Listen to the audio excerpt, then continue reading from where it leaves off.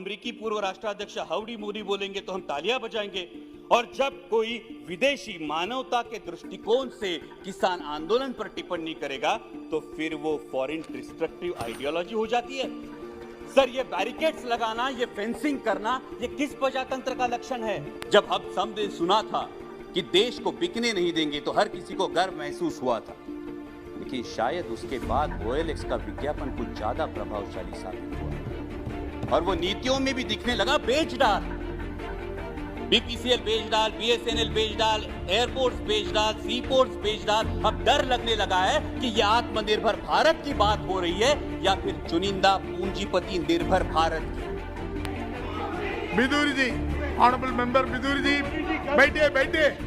हिंसा का कोई समर्थन नहीं हो सकता, ना ही होना चाहिए, लेकिन उसके उपलक्ष्य में इस किसान आंदोलन को बदनाम करने की जो साजिश रची गई वो निंदनीय है। सर, अगर ऐसे बोलेंगे तब इनके नेता भी बोलेंगे, तब आप बीच में चलाएंगे, फिर अच्छा होगा सर। नो भाई, ये जानबूझ के है। whenever you, Viduri ji, whenever you will him, that time you can tell everything. Why you are stand up every time? Thank you sir. Please sir, गणतंत्र दिवस में जो घटना घटी उसकी आलोचना अभिभाषण में हुई। हिंसा का कोई समर्थन नहीं हो सकता, ना ही करना चाहिए, लेकिन उसके उपलक्ष्य में इस किसान आंदोलन को बदनाम करने की जिस तरह से साजिश रची गई वो निंदनीय है। पहले बताया गया ये तो सिर्फ पंजाब के किसान है, फिर बोला गया कि ये तो आड़ती है, फिर बोला गया ये खालिस्तानी है, और फिर तथाकथित IT सेल ने और मीडिया के कुछ नुमाइंदों ने उन्हें देशद्रोही करार दे दिया।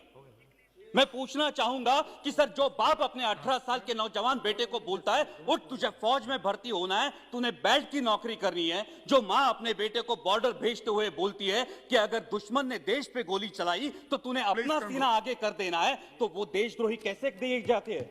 सर, आज बेटा सियाचिन में -डिग्री सेल्सियस में देश की रक्षा कर रहा है और उसका 70 साल का बूढ़ा बाप दिल्ली की सरहदों पर अपने हक के लिए कड़ाके की सर्दी में आंदोलन कर रहा है, तो किस मुंह से बोलेंगे जय जवान जय किसान?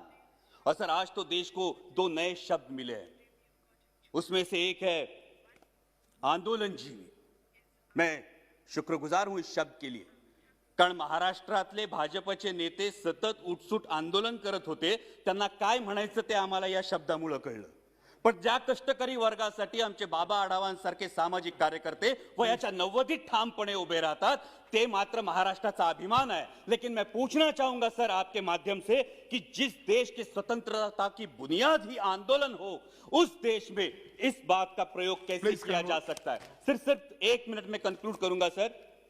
यहां पे कई माननीय सदस्य बोलते हुए उन्होंने परराष्ट्र में जिन्होंने अच्छी बात की उसकी सराहना की, लेकिन ये कैसी विडंबना है सर, जब ब्राजील के राष्ट्राध्यक्ष संजीवनी की उपाधि देंगे तो हम खुश होंगे, जब अमेरिकी पूर्व राष्ट्राध्यक्ष हाउडी मोदी बोलेंगे तो हम तालियां बजाएंगे, और जब कोई विदेशी मानवता के दृष्टिकोण से किसान आंदोलन पर टिप्पणी करेगा तो फिर वो फॉरेन डिस्ट्रक्टिव आइडियोलॉजी हो जाती है। सर, ये बैरिकेड्स लगाना, ये फेंसिंग करना, ये किस प्रजातंत्र का लक्षण है? सर, महामहिम राष्ट्रपति जी ने अपने अभिभाषण में आर्य चाणक्य के पंक्तियों का उल्लेख किया, लेकिन मैं इस सदन को बताना चाहूंगा कि उन्हीं आर्य चाणक्य ने यह भी बताया है कि जब राजा का अहंकार प्रजाहित से ऊपर उठ जाए तो समझ लेना कि उसके शासनकाल का अंत निश्चित है।